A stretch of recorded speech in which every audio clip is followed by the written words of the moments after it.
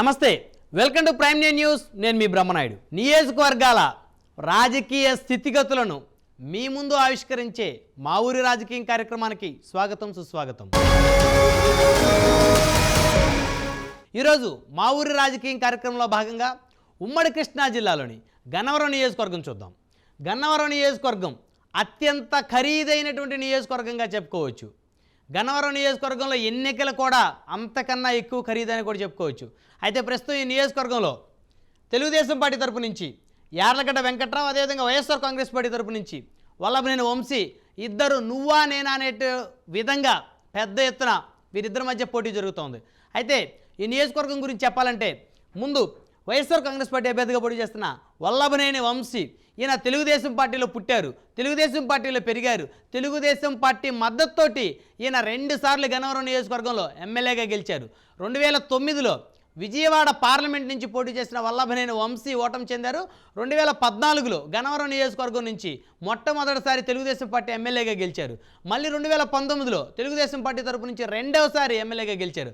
అయితే 2014కు సంబంధించి దుట్టా రామచంద్రరావు గన్నవరం నియోజకవర్గంలో వైఎస్ఆర్ కాంగ్రెస్ పార్టీ తరపు నుంచి పోటీ చేసి ఓటమి చెందిన పరిస్థితి ఉంది. అదేవిధంగా 2019లో యార్లగడ్డ వెంకట్రావు వైఎస్ఆర్ కాంగ్రెస్ పార్టీ తరపు నుంచి పోటీ చేసి కేవలం 800 అతి తక్కువ ఓట్లతోటి ఆనాడు వైఎస్ఆర్సీపీ అభ్యర్థిగా వల్లభనేని వంశీ చేతిలో ఓటమి చెందిన పరిస్థితి ఉంది. అయితే ఇప్పుడు ప్రస్తుతం కనుక చూస్తే యార్లగడ్డ వెంకట్రావు ఇక్కడ తెలుగుదేశం పార్టీ అభ్యర్థిగా బరిలో ఉన్నారు. అదేవిధంగా వల్లభనేని వంశీ ఇక్కడ వైఎస్ఆర్ కాంగ్రెస్ పార్టీ అభ్యర్థిగా బరిలో ఉన్నారు. ఒకసారి వీరికి సంబంధించినటువంటి బలాలు బలహీనతలు కనుక ఒకసారి చూస్తే వల్లభనేని వంశీ వైఎస్ఆర్ కాంగ్రెస్ పార్టీ అభ్యర్థి గన్నవరం నియోజకవర్గానికి సంబంధించి ఒకసారి ఈయన బలాలు కనుక చూస్తే అధికార పార్టీ అభ్యర్థి అవటం, ప్రస్తుతం ఈయన వైఎస్ఆర్ కాంగ్రెస్ పార్టీ అభ్యర్థిగా పోటీ చేయటం ఈయనకు ప్లస్ అని చెప్పుకోవచ్చు. అదేవిధంగా నియోజకవర్గంలో 2 సార్లు ఎమ్మెల్యేగా గెలిచి ఉండటం, ఈయన 2014లోను 2019లోను 2 ఎన్నికల్లో గన్నవరం నియోజకవర్గం నుంచి తెలుగుదేశం పార్టీ తరపు నుంచి ఎమ్మెల్యేగా గెలిచారు. ప్రస్తుతం ఈయన నియోజకవర్గంలో సిట్టింగ్ ఎమ్మెల్యేగా ఉన్నారు. అయితే ఫిరాయింపుదారుడిగా ఉన్నారు. వైకాపా అనుబంధ సభ్యుడిగా కొనసాగిన పరిస్థితి ఉంది. 2019 తర్వాత ఈయన ఎప్పుడైతే తెలుగుదేశం గెలిచారో, తెలుగుదేశం గెలిచిన తర్వాత దాదాపు 1 సంవత్సరం కాలానికే ఈయన ప్లేట్ ఫిరాయించారు. వైఎస్ఆర్ కాంగ్రెస్ పార్టీకి అనధికార సభ్యుడిగా కూడా కొనసాగిన పరిస్థితి ఉంది.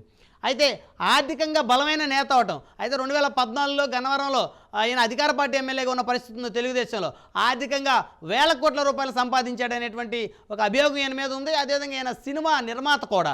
సో కాబట్టి ఆర్థికంగా కూడా చాలా బలంగా ఉన్నాడు. సో ఇవి ఈయనకి ప్లస్ పాయింట్గా చూడవచ్చు. వైఎస్ఆర్ కాంగ్రెస్ పార్టీ అభ్యర్థి వల్లభనేని వంశీ బలహీనతలు కనుక ఒకసారి చూస్తే టీడీపీ మద్దతుతో గెలిచి టీడీపీ అధినేతను కుటుంబాన్ని దూషించడం, ఇక్కడ వల్లభనేని వంశీ మీద ఆంధ్రప్రదేశ్ రాష్ట్ర వ్యాప్తంగా తెలుగుదేశం పార్టీ అభిమానులైతే పెద్ద ఎత్తున ఆ వంశీ మీద అగ్గి మీద గుగ్గిలం అవుతున్న పరిస్థితి ఉంది. ఎందుకంటే ఈయన తెలుగుదేశం అధినేత నారా చంద్రబాబు నాయుడిని, అదేవిధంగా నారా లోకేష్ని, ఆయన కుమారుడు లోకేష్ని విపరీతంగా దూషించినటువంటి నేతల్లో ఈయన రెండో వ్యక్తిగా ఉన్నారు. మొదటి వ్యక్తి కొడాలి నాని అని చెప్పుకోవచ్చు, రెండో వ్యక్తి ఈయన చెప్పుకోవచ్చు. నారా లోకేష్ గారి పుట్టుక గురించి కూడా అవమానకరంగా మాట్లాడి ప్రపంచవ్యాప్తంగా ఉన్నటువంటి తెలుగువారి కోపానికి ఈయనైతే గురైనటువంటి పరిస్థితి ఉంది. గన్నవరం నియోజకవర్గంలో మరి గతంలో ఉన్నటువంటి తెలుగుదేశం శ్రేణులు కానీ, అదేవిధంగా టీడీపీని అభిమానించే వ్యక్తులు కానీ, ఎన్టీ రామారావుని అభిమానించే వ్యక్తులు కానీ, ప్రత్యేకంగా చెప్పండి కమ్మ సామాజిక వర్గానికి చెందినటువంటి వ్యక్తులు ఎవరూ కూడా ఈయనకైతే ఇక్కడ మద్దతు ఇచ్చేటువంటి పరిస్థితి లేదు. ఎందుకంటే నారా చంద్రబాబు నాయుడు గారి భార్యని అవమానించినటువంటి పరిస్థితి ఉంది, ఎన్టీఆర్ పెంపకాన్ని అవమానించిన పరిస్థితి ఉంది అనేటువంటి ఒక అభిప్రాయం అయితే టీడీపీ శ్రేణులతో పాటు కమ్మ సామాజిక వర్గానికి చెందినటువంటి అందరిలోనూ ఉంది. అటు వైఎస్ఆర్ కాంగ్రెస్ పార్టీలో ఉన్నటువంటి కమ్మ సామాజిక వర్గానికి చెందినటువంటి నేతల్లో కూడా వల్లభనేని వంశీ అంటే వారందరికీ కూడా చాలా పెద్ద ఎత్తున కోపం ఉన్నటువంటి పరిస్థితి ఉంది. ఇవన్నీ కూడా ఈయనకి అతిపెద్ద మైనస్లుగా చెప్పవచ్చు. గన్నవరం నియోజకవర్గం టీడీపీ కంచుకోట అవడం, తెలుగుదేశం పార్టీ పెట్టిన దగ్గర నుంచి కూడా మెజారిటీ శాసనసభ్యులు తెలుగుదేశం పార్టీ తరపు నుంచే గన్నవరం నియోజకవర్గంలో గెలుస్తూ వచ్చారు. గన్నవరం నియోజకవర్గం అంటే తెలుగుదేశం పార్టీ కంచుకోట. ఈయన కూడా 2 సార్లు 2014, 2019లో 2 సార్లు ఈయన తెలుగుదేశం పార్టీ తరపు నుంచే ఈ గన్నవరం నియోజకవర్గంలో ఎమ్మెల్యేగా గెలిచారు. అయితే ఈ నియోజకవర్గం తెలుగుదేశం పార్టీ కంచుకోట అవటం వల్ల ఇక్కడ ఈయనకి ఇది చాలా పెద్ద మైనస్ అని చెప్పుకోవచ్చు. అదేవిధంగా వైసీపీ సీనియర్ నేత దుట్టా రామచంద్రరావును గతంలో ఇష్టానుసారంగా దూషించడం. దుట్టా రామచంద్రరావు అంటే గన్నవరం నియోజకవర్గంలో ఒక మంచి పేరున్నటువంటి నేత, కాపు సామాజిక వర్గంలో ఒక బలమైనటువంటి నేత. డాక్టర్ దుట్టా రామచంద్రరావుని ఇష్టానుసారంగా కళ్ళు చిదంబరం అంటూ గతంలో అనేక రకాల కామెంట్స్ చేసి దుట్టా రామచంద్రరావు యొక్క అభిమానుల ఆగ్రహానికి గురైనటువంటి నేతగా ఇక్కడ వల్లభనేని వంశీని చూడొచ్చు. అలాంటి దుట్టా రామచంద్రరావుని గతంలో ఇష్టానుసారంగా అవమానించడంతో ఆయన సామాజిక వర్గం కానీ, ఆయన అభిమానులు కానీ, ఆయన కుటుంబీకులు కానీ ఈయనకి పెద్దగా సహకరించే పరిస్థితి లేదు. అయితే ఇప్పుడు దుట్టా రామచంద్రరావు గారి కుమార్తె వచ్చే ఎన్నికల్లో పోటీ చేస్తే ఆవిడకి నేను మద్దతు ఇస్తానంటూ ఈ మధ్యకాలంలో ఆవిడ కుమార్తెతో కలిసి ఈయన సభల సమావేశాలు, ప్రెస్ మీట్లు కూడా నిర్వహించిన పరిస్థితి ఉంది. అయినప్పటికీ కూడా దుట్టా రామచంద్ర వర్గం కానీ, కాపు సామాజిక వర్గం కానీ ఈయన మీద పెద్ద ఎత్తున గన్నవరం నియోజకవర్గంలో పెద్ద ఎత్తున గురుగా ఉన్నటువంటి పరిస్థితులు ఉన్నాయి. అవన్నీ కూడా ఈయనకి మైనస్లుగా చెప్పుకోవచ్చు. గన్నవరం నియోజకవర్గానికి సంబంధించి వల్లభనేని వంశీ మరికొన్ని బలహీనతలు కనుక చూస్తే రాజధాని ఎఫెక్ట్ అయితే పెద్ద ఎత్తున ఈ నియోజకవర్గంలో ఉంది. ఎందుకంటే చంద్రబాబు నాయుడు ముఖ్యమంత్రి అయిన తర్వాత 2014లో నవ్యాంధ్రప్రదేశ్ ఏర్పడిన తర్వాత ఆయన మొదటి ముఖ్యమంత్రిగా చెప్పొచ్చు. అమరావతి రాజధానిగా ఆయన అభివృద్ధి దిశగా ముందుకు వెళ్ళారు. అయితే ఆ తర్వాత వచ్చినటువంటి జగన్మోహన్ రెడ్డి ప్రభుత్వం రాజధాని విషయంలో బ్యాక్ స్టెప్ తీసుకుందని చెప్పుకోవచ్చు. 3 రాజధానుల అంశాన్ని తెర మీదకి తీసుకుని వచ్చి అమరావతిని పూర్తిగా గాలికి వదిలేసిందని చెప్పుకోవచ్చు. అమరావతిలో కనీసం డెవలప్మెంట్ అనేది అంశాన్ని పక్కన పెడితే కనీసం ఒక్క ఇటుక కూడా అమరావతిలో పేర్చలేదనేటువంటి అభిప్రాయం అయితే ఖచ్చితంగా ఇక్కడ ఉన్నటువంటి ప్రజల్లో అయితే స్పష్టంగా ఉందని చెప్పుకోవచ్చు. అదేవిధంగా ప్రజల్లో వైసీపీపై తీవ్ర వ్యతిరేకత ఎదుర్కోవటం, ముఖ్యంగా చెప్పాలంటే అటు గుంటూరు, కృష్ణా జిల్లాలకు సంబంధించి రాజధాని ఎఫెక్ట్ పెద్ద ఎత్తున ఉంది. అదేవిధంగా వైఎస్ఆర్ కాంగ్రెస్ పార్టీ మీద పెద్ద ఎత్తున వ్యతిరేకత అయితే చాలా స్పష్టంగా కూడా ఇక్కడ ఈ నియోజకవర్గంలో కూడా కనపడతా ఉంది. అదేవిధంగా టీడీపీ, జనసేన, బీజేపీ కూటమి బలంగా ఉండటం. గతంలో కనుక చూస్తే యార్లగడ్డ వెంకట్రావు కేవలం 800 ఓట్లతో ఓడిపోయినటువంటి పరిస్థితి ఉంది.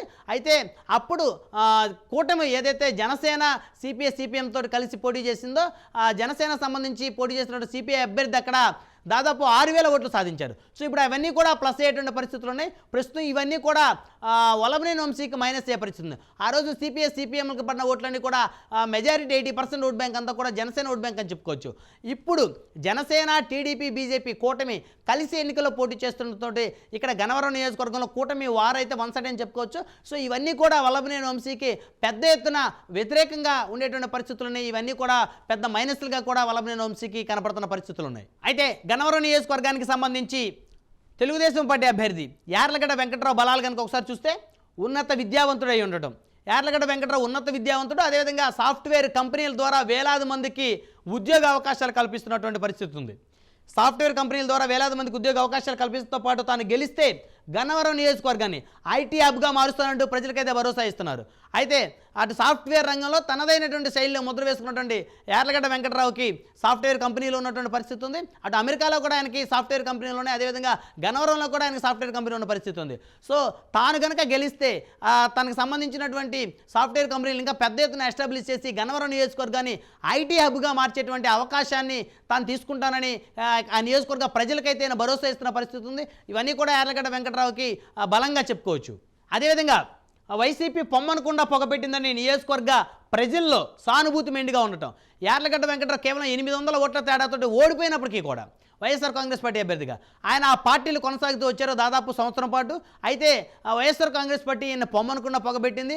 మొదటి నుంచి కూడా జగన్మోహన్ రెడ్డిని వ్యతిరేకించినటువంటి వల్లభనేని వంశీని అటు కొడాల నాని సహకారంతో వల్లభనేని వంశీ వైకాపా అనుబంధ సభ్యుడిగా మారటం, ఇక్కడ యార్లగడ్డ వెంకట్రావు ఇంపార్టెన్స్ని గన్నవరం నియోజకవర్గంలో తగ్గించడం.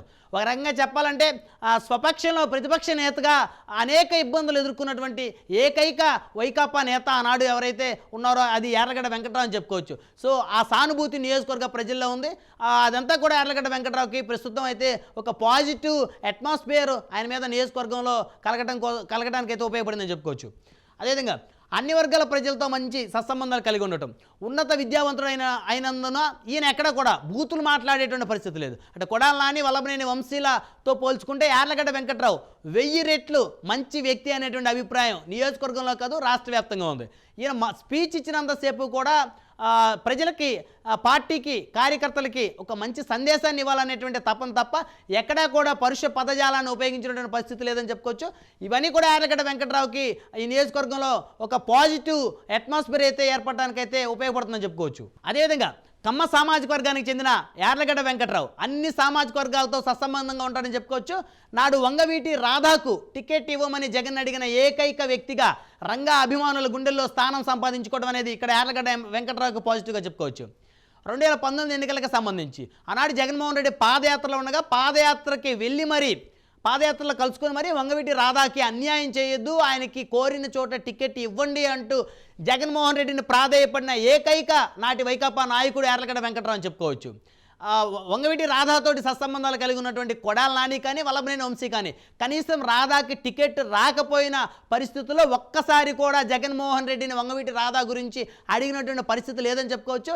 అయితే యార్లగడ్డ వెంకట్రావు మాత్రం అప్పటికి రాధాతోటి అతి కొద్ది సంబంధం ఉన్నప్పటికీ కూడా, అతి కొద్ది పరిచయం ఉన్నప్పటికీ కూడా రాధాకి అన్యాయం చేయొద్దు, రాధన్నకు అన్యాయం చేయొద్దు అంటూ జగన్మోహన్ రెడ్డిని ప్రాధేయపడిన పరిస్థితి ఉంది. సో ఆ ఎపిసోడ్ ఏదైతే ఉందో రాష్ట్ర వ్యాప్తంగా అటు కాపు సామాజిక వర్గంలో యార్లగడ్డ వెంకట్రావుకి ఒక పెద్ద ఎత్తున ఒక పాజిటివ్ కోణం అయితే ఏర్పడిన పరిస్థితి ఉంది. సో ఇవన్నీ కూడా అక్కడ ఆ నియోజకవర్గంలో ఉన్నటువంటి వంగవీటి మోహన్ రంగ అభిమానులు అయితేనేమి, అదేవిధంగా జనసేన శ్రేణులు అయితేనేమి, కాపు సామాజిక వర్గానికి చెందినటువంటి నేతలు అయితేనేమి యార్లగడ్డ వెంకట్రావుకి మద్దతుగా నిలుస్తున్నటువంటి పరిస్థితులు ఉన్నాయి. అదేవిధంగా అన్నిటికీ మించి సౌమ్యుడిగా మంచి భాష మాట్లాడే వ్యక్తిగా ప్రజల మన్ననలు పొందటం. ఇందాక చెప్పుకున్నట్టు యార్లగడ్డ వెంకట్రావు మొదటి నుంచి కూడా మంచి భాషా ప్రావీణ్యుడు, తనదైనటువంటి చలోక్తులతోటి ప్రసంగాన్ని ప్రసంగించడంలో ఇక్కడ యార్లగడ్డ వెంకట్రావు రూటే సపరేట్ అని చెప్పుకోవచ్చు. తన ప్రత్యర్థులు బూతులతో విరుచుకుపడుతున్నప్పటికీ కూడా తాను మాత్రం ఏమాత్రం సమయస్ఫూర్తిని కోల్పోకుండా చక్కటి స్పీచ్ ఇచ్చేటువంటి ఒక గొప్ప నేతగా 5 సంవత్సరాల కాలంలో యార్లగడ్డ వెంకట్రావు ప్రజల్లో అయితే మంచి పేరు తెచ్చుకున్న పరిస్థితి ఉంది. ఇవన్నీ కూడా యార్లగడ్డ వెంకట్రావుకి ఇక్కడ బలమయ్యేటువంటి పరిస్థితులు ఉన్నాయి. గన్నవరం టీడీపీ అభ్యర్థి యార్లగడ్డ వెంకట్రావుకు సంబంధించిన బలహీనతలు కనుక ఒకసారి పరిశీలిస్తే ఈయన ఇప్పటివరకు ఎమ్మెల్యేగా నెగ్గలేదు కాబట్టి 2019లో ఒకసారి పోటీ చేసి ఓటమి చెందారు. కేవలం రెండోసారి మళ్ళీ పోటీలో ఉన్నారు కాబట్టి పెద్దగా ఈయనకున్నటువంటి బలహీనతలు అనేది పెద్దగా ఏమీ ఉండేటువంటి పరిస్థితి లేదు. అతి మంచితనం, అదేవిధంగా అందరినీ నమ్మటం. సాధారణంగా రాజకీయ నాయకుడికి అతి మంచితనం ఉండకూడదని చెప్పుకోవాలి. అదేవిధంగా అందరినీ కూడా నమ్మేటువంటి పరిస్థితి రాజకీయ నాయకుడికి ఉండకూడదని చెప్పుకోవాలి. కానీ ఈయనకున్నటువంటి ప్రధానమైనటువంటి మైనస్లు కనుక చూస్తే అందరినీ నమ్మటం ఒకటి, అతి మంచితనం ఒకటి. ప్రస్తుతం కనుక చూస్తే ఇవే మైనస్లు అవుతా ఉన్నాయి. ఈయనకి పెద్ద ఎత్తున అన్నీ కూడా పాజిటివ్ వాతావరణం నియోజకవర్గంలో కనపడతా ఉంది. దానికి తోడు రాజధాని ఎఫెక్టు, అదేవిధంగా టీడీపీ, జనసేన, బీజేపీ కూటమి కలిసి పోటీకి దిగుతుంటాం. అదేవిధంగా వల్లభనేని వంశీ మాట తీరు, గతంలో ఎన్టీఆర్ కుమార్తెను అవమానించడం, ఇవన్నీ కనుక చూస్తే గన్నవరం నియోజకవర్గంలో వల్లభనేని వంశీకి ధీటుగా యార్లగడ్డ వెంకట్రావు ముందంజలో ఉన్నారని చెప్పుకోవచ్చు. ఈ పరిస్థితులు పరిణామాలు గనక గమనిస్తే యార్లగడ్డ వెంకట్రావు ఖచ్చితంగా ఈ నియోజకవర్గంలో 2024 ఇప్పుడు జరుగుతున్న ఎన్నికల్లో యార్లగడ్డ వెంకట్రావు ఖచ్చితమైనటువంటి స్పష్టమైనటువంటి మెజార్టీ తోటి ఇక్కడ ఎమ్మెల్యేగా గెలిచేటువంటి అవకాశాలు అయితే చాలా స్పష్టంగా కనపడతా ఉన్నాయి. మరి ఇది చూశారు కదా గన్నవరం నియోజకవర్గానికి సంబంధించినటువంటి మా ఊరి రాజకీయం గ్రౌండ్ రిపోర్ట్. మరొక నియోజకవర్గానికి సంబంధించి మరొక ఎపిసోడ్లో మళ్ళీ చెప్పుకుందాం. చూస్తూనే ఉండండి. Keep watching Prime Nine news.